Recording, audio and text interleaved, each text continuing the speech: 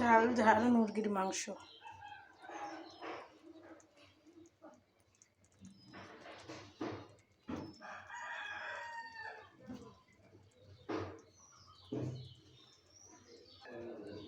বাঙালি মায়ের রান্না। তো ঝাল মুরগির মাংস রান্না করার জন্য এখানে নিয়েছি আমি বেশি করে একটু মুরগির মাংস। আর কি কি মশলা দিয়ে রান্না করব সম্পূর্ণটা আপনাদের সাথে শেয়ার করব, দেখতে থাকুন না টেনে। এখানে নিয়েছি আমি আলু, আর এখানে হলুদের ফাঁকি, আর এখানে হলো টমেটো, পেঁয়াজ, কাঁচামরিচ একসাথে ব্লেন্ড করে নিয়েছি। তো এটা দিয়ে আমি রান্নাটা করব। তো আপনারা দেখতে থাকুন ফুল ভিডিওটা না টেনে কীভাবে রান্নাটা করি।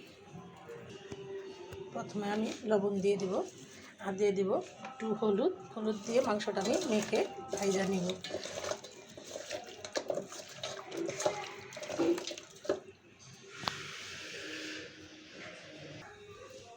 মাংসটা মাখা হয়ে গেছে, আমি এক এক করে মাংসগুলো আমি ভেজে নিব। আর আমি সবসময় আপনাদের সতর্কবাণী দিয়ে থাকি, সবসময় চুলার আঁচ কমিয়ে রান্না করবেন, দুর্ঘটনা এড়িয়ে চলবেন। বেঁচে যাবে হাজার হাজার জীবন, বেঁচে যাবে লাখ লাখ টাকা। আমার এই সতর্কবাণী আপনারা মেনে চলবেন, চুলা থেকে একটু দূরে করে রান্না করবেন।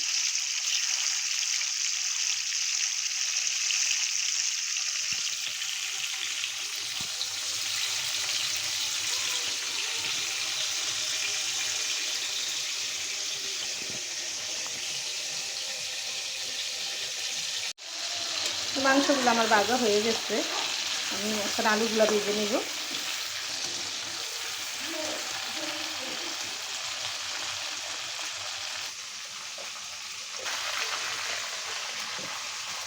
এই তেলেই আমি আলুগুলো ভেজে নেব। দিয়ে দেবো সামান্য একটু লবণ, দিয়ে দেবো কিছুটা হলুদের ফাঁকি।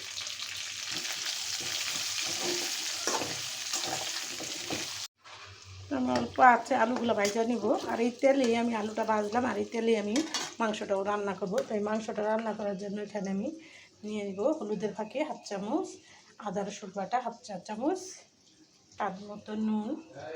যেহেতু লাল মরিচ দিতেছি, এটা ঝাল মাংস হবে, তার জন্য লাল মরিচ দিয়ে দিলাম হাফ চা চামচ, দিয়ে দিলাম তেজপাতার ফাঁকি কটা চামচ। আমি আলুটা আর বেশি ভাজবো না, মাংসটা আমি বেশি কড়া করে ভাজি নেই, তেলে শক্ত হয়ে যাবে। আর আবার আলু আর মাংস ভাজা হয়ে গেছে, তো আমি এখন সম্পূর্ণ মশলাটা এখানে দিয়ে দিব।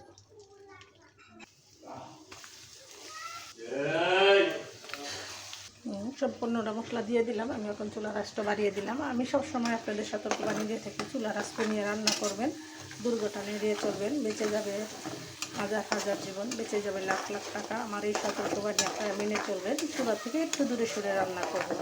তাই আমি সবসময় যে গরমের দিন আসে রয়েছে, অনেক জায়গায় আগুন লাগছে, দুর্ঘটনার জন্য আমি আপনাদের সতর্কবাণী দিয়ে থাকি, আপনাদের সবাই সতর্কভাবে রান্নাটা করবেন। রমজান মাস সবসময় মানুষের মাথা ঠিক থাকে না, তারপরে এমনি বললে কথা। তো আমি এই মশলাটা আমি 5 মিনিট কষিয়ে নেব, ফিরে আসবো 5 মিনিট পর। আমার মশলাটা কষা হয়ে গেছে, দেখেন তেল বেশি উঠছে।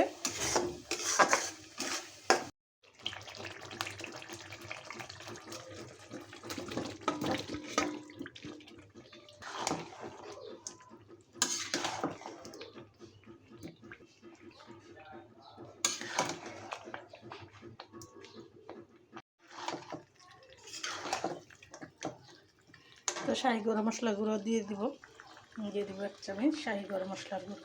এখানে আমার সব মশলা দেওয়া আছে, আমি আস্ত মশলাটা পছন্দ করি না, তো এটাকে বলে মেজবানি মশলা। সে আমি নিজে হাতেই তৈরি করে নিই মশলাটাই না।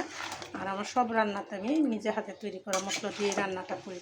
তো আপনারা যারা আমার ভিডিওগুলো দেখেন, অবশ্যই ভালোবাসেন বলে দেখেন, তা আমার ভিডিওগুলো দেখবেন আর এরকম সুন্দর রান্না করে খাবেন।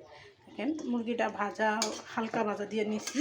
আর সবসময় চুলার আঁচটা কমিয়ে আমি রান্না করি, সবসময় আপনারাও চুলার আঁচ কমিয়ে রান্না করবেন। তখন একটু চুলার আঁচটা বাড়িয়ে দেব। মাংসটা যত চুলা আঁচ কমিয়ে রান্না করবেন, ততই খেতে অনেক সুস্বাদু হবে, একদম মনে হবে যে রেস্টুরেন্টের খাবার খাইলেন। তো মায়ের হাতের রান্না ছেলেমেয়েরা অনেক পছন্দ করে, আমার ফেসবুকের ভাই বোনেরাও আমার ভিডিওগুলো অনেক পছন্দ করে। আমি যাই কিছু করি আপনাদের সাথে শেয়ার করি। তো এরকম করে একবার হলেও রান্না করে খেয়ে দেখবেন, অসাধারণ হয় খেতে।